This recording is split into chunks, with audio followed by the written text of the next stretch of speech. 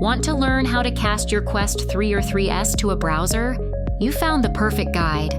We're going to give you step-by-step instructions and tips on how to cast your Hard Hat VR training kiosk to a browser.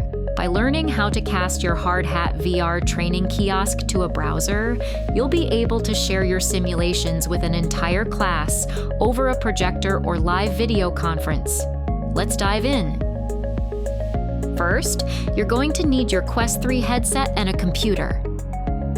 Make sure your Quest 3 headset and computer are connected to the same Wi-Fi network. Put on your Quest 3 headset. You should be in the Hard Hat VR kiosk training menu. Look for the casting icon. It's usually at the bottom right.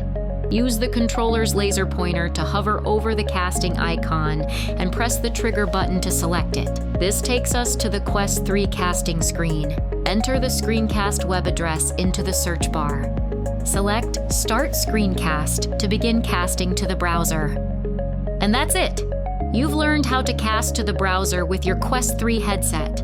If you have any questions or need assistance, feel free to reach out to customer support. Thanks for watching.